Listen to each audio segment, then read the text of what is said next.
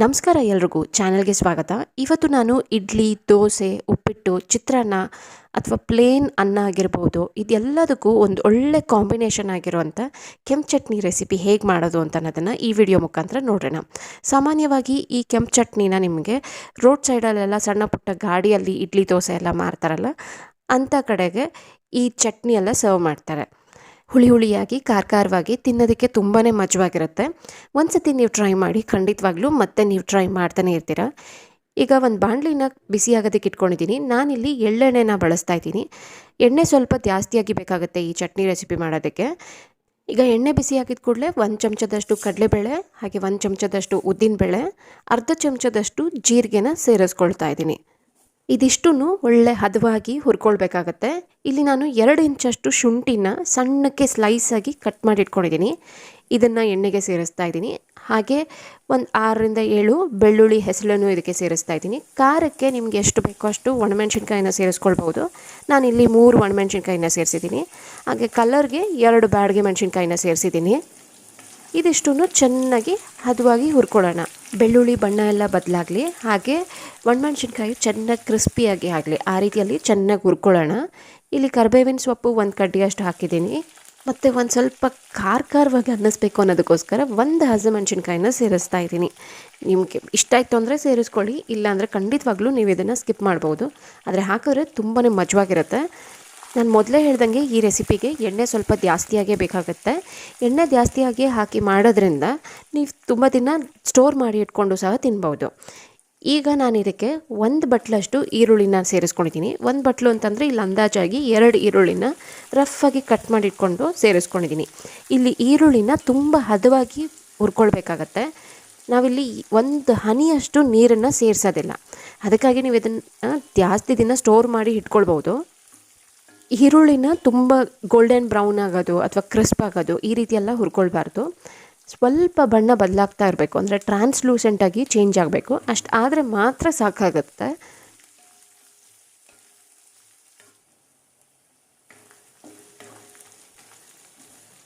ಈಗ ನೀವು ನೋಡ್ತಾ ಇರ್ಬೋದು, ಈರುಳ್ಳಿ ಬಣ್ಣ ಸ್ವಲ್ಪ ಬದಲಾಗಿದೆ. ಇಷ್ಟಾದರೆ ಸಾಕು. ಇವಾಗ ಇದಕ್ಕೆ ಟೊಮ್ಯಾಟೋನ ಸೇರಿಸ್ಕೊಳ್ಳೋಣ. ನಾನಿಲ್ಲಿ 2 ಕಪ್ಪಷ್ಟು ಟೊಮ್ಯಾಟೋನ ಸೇರಿಸ್ಕೊಳ್ತಾ ಇದ್ದೀನಿ. ಅಂದರೆ ಅಳತೆ ಬಂದು 1 ಅಳತೆ ಈರುಳ್ಳಿ ಆದರೆ 2 ಅಳತೆ ಟೊಮ್ಯಾಟೊ ಇರಬೇಕು. ಇದೇ ಪ್ರಪೋರ್ಷನಲ್ಲೇ ನೀವು ತೊಗೊಳ್ಳಿ. ಟೇಸ್ಟ್ ಅಂತೂ ಪಕ್ಕ ಚೆನ್ನಾಗಿ ಬಂದೇ ಬರುತ್ತೆ. 1/4 ಚಮಚದಷ್ಟು ಅರಿಶಿನದ ಪುಡಿನ ಸೇರಿಸ್ಕೊಳ್ತಾ ಇದ್ದೀನಿ. ಹಾಗೆ ರುಚಿಗೆ ಉಪ್ಪನ್ನು ಸೇರಿಸ್ಕೊಳ್ಬೇಕಾಗತ್ತೆ. ನಾನಿಲ್ಲಿ ಕಲ್ಲುಪ್ಪನ್ನು ಬಳಸ್ತಾ ಇದ್ದೀನಿ. ನೀವು ಪುಡಿ ಉಪ್ಪು ಅಥವಾ ಪಿಂಕ್ ಹಿಮಾಲಯನ್ ಸಾಲ್ಟ್ ಈ ರೀತಿ ಯಾವುದಾದ್ರೂ ನೀವು ಸೇರಿಸ್ಕೊಳ್ಬೋದು. ಎಲ್ಲನೂ ಚೆನ್ನಾಗಿ ಒಂದು ಸತಿ ಮಿಕ್ಸ್ ಮಾಡ್ಕೊಳ್ಳೋಣ. ಟೊಮ್ಯಾಟೊನಲ್ಲಿರುವಂಥ ನೀರಿನಂಶನೇ ನಮಗೆ ಈ ಚಟ್ನಿ ರುಬ್ಬೋದಕ್ಕಾಗ್ಬೋದು ಅಥವಾ ಇಲ್ಲಿ ಹುರ್ಕೊಳ್ಳೋದಕ್ಕಾಗ್ಬೋದು, ಎಲ್ಲದಕ್ಕೂ ಅದೇ ಹೆಲ್ಪ್ ಆಗುತ್ತೆ. ಇಲ್ಲಿ ಟೊಮ್ಯಾಟೊ ತುಂಬ ಸಾಫ್ಟಾಗಿ ಬೇಯಬೇಕು. ಅಲ್ಲಿವರೆಗೂ ನಾವು ಇದನ್ನು ಕ್ಲೋಸ್ ಮಾಡಿಬಿಟ್ಟು ಬೇಯೋದಕ್ಕೆ ಬಿಟ್ಬಿಡೋಣ. ಇಲ್ಲಿ ಟೊಮೆಟೊ ಕರೆಕ್ಟಾಗಿ ಒಂದು 10 ನಿಮಿಷದಿಂದ ಚೆನ್ನಾಗಿ ಬೆಂದಿದೆ. ನೀವು ನೋಡ್ತಾ ಇರ್ಬೋದು, ನೀರೇನು ಸೇರಿಸ್ದಿರ ಇದ್ರೂ ಎಷ್ಟು ಚೆನ್ನಾಗಿದು ನೀರೆಲ್ಲ ಬಿಟ್ಟು ಸಾಫ್ಟಾಗಿ ಬೆಂದಿದೆ ಅಂತ ಅಂದ್ಬಿಟ್ಟು. ಈ ರೀತಿ ಚೆನ್ನಾಗಿ ಸಾಫ್ಟಾಗಿ ಬೆಂದಿದ್ರೇ ಚಟ್ನಿ ಟೇಸ್ಟ್ ತುಂಬಾ ಚೆನ್ನಾಗಾಗತ್ತೆ. ಸುಮ್ಮನೆ ನಾವು ತಿರುಗಿಸ್ತಾ ಇದ್ರೇ ಟೊಮೆಟೊ ತುಂಬ ಪೇಸ್ಟ್ ಆಗೋ ರೀತಿಯಲ್ಲಿ ಮಿಕ್ಸ್ ಆಗ್ತಾ ಇದೆ. ನೀವು ನೋಡ್ತಾ ಇರ್ಬೋದು, ನೋಡಿ, ಮುಟ್ಟಿದ್ರೆ ಸಾಕು ಟೊಮೆಟೊ ಕಟ್ ಆಗ್ತಾ ಇದೆ. ಅಷ್ಟು ಸಾಫ್ಟಾಗಿ ಇದು ಬೆಂದಿದೆ. ಇವಾಗ ಇದನ್ನು ತಣ್ಣಗಾಗೋದಕ್ಕೆ ಬಿಟ್ಬಿಡೋಣ. ಆನಂತರ ಇದನ್ನು ರುಬ್ಕೊಳ್ಬೇಕಾಗತ್ತೆ.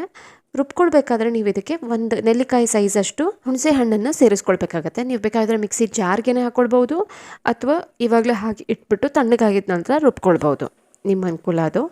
ಈಗ ಇದು ತಣ್ಣಗಾಗಿದ ನಂತರ ರುಬ್ಕೊಳ್ಳೋಣ.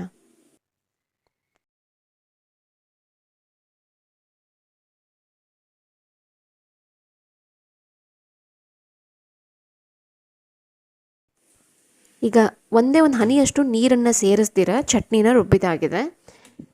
ಈ ಚಟ್ನಿನ ನೀವು ಖಂಡಿತವಾಗ್ಲೂ 3ರಿಂದ 4 ದಿನ ಫ್ರಿಜ್ಜಲ್ಲಿ ಒಂದು ಏರ್ ಟೈಟ್ ಬಾಕ್ಸ್ಗೆ ಹಾಕಿಟ್ಬಿಟ್ಟು ಸ್ಟೋರ್ ಮಾಡಿ ಇಟ್ಕೊಳ್ಬೋದು.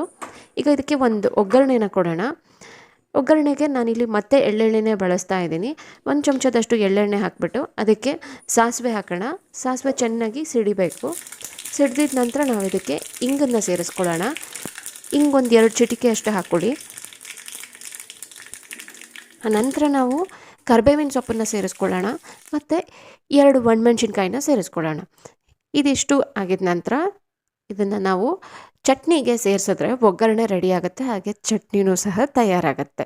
ಈ ಚಟ್ನಿನ ನೀವು ನಾನು ಮೊದಲೇ ಹೇಳ್ದಂಗೆ ಅನ್ನ, ಉಪ್ಪಿಟ್ಟು, ಇಡ್ಲಿ, ದೋಸೆ, ಚಪಾತಿ ಈ ರೀತಿ ಯಾವುದರ ಜೊತೆ ಆದ್ರೂ ನೀವು ತಿನ್ಬೋದು. ಟೇಸ್ಟ್ ಅಂತೂ ತುಂಬಾ ಚೆನ್ನಾಗಿರುತ್ತೆ. ಒಂದು ಸತಿ ನೀವು ಮಾಡಿ ನೋಡಿ, ಖಂಡಿತವಾಗ್ಲೂ ನಿಮಗೆಲ್ಲ ಇಷ್ಟ ಆಗೇ ಆಗುತ್ತೆ. ನಿಮ್ಮ ಅನಿಸಿಕೆ ಏನೇ ಇದ್ರೂ ಕಾಮೆಂಟ್ ಸೆಕ್ಷನ್ನಲ್ಲಿ ತಿಳಿಸಿ ನನಗೆ. ಹಾಗೆ ಇನ್ನು ಚಾನಲ್ಗೆ ಸಬ್ಸ್ಕ್ರೈಬ್ ಆಗಿಲ್ಲ ಅಂದರೆ ಈ ಕೂಡಲೇ ಸಬ್ಸ್ಕ್ರೈಬ್ ಬಟನನ್ನು ಕ್ಲಿಕ್ ಮಾಡಿ. ರೆಸಿಪಿ ಇಷ್ಟ ಆಯಿತು ಅಂತಂದರೆ ಪ್ಲೀಸ್ ಒಂದು ಲೈಕ್ ಮಾಡೋದನ್ನು ಮರಿಬೇಡಿ. ನಿಮಗೆ ಈ ಒಂದು ರೆಸಿಪಿ ಇಷ್ಟ ಆಯಿತು ಅಂತಂದಮೇಲೆ ನೀವು ಅದನ್ನು ಇನ್ನೂ ಬೇರೆಯವ್ರ ಹತ್ರನೂ ಶೇರ್ ಮಾಡ್ಕೊಳ್ಳೇಬೇಕಲ್ವ. ಸೊ ಹಾಗಿದ್ರೆ ಈ ರೆಸಿಪಿನ ನೀವು ನಿಮ್ಮ ಫ್ಯಾಮಿಲಿ ಮತ್ತು ಫ್ರೆಂಡ್ಸ್ ಜೊತೆಗೆ ಶೇರ್ ಮಾಡೋದನ್ನು ಮರಿಬೇಡಿ. ಮತ್ತೊಂದು ಒಳ್ಳೆ ರೆಸಿಪಿನ ತೊಗೊಂಡು ನಿಮ್ಮ ಜೊತೆ ಮತ್ತೆ ಭೇಟಿ ಆಗ್ತೀನಿ. ಅಲ್ಲಿವರೆಗೂ take care. Bye bye. Thanks for watching.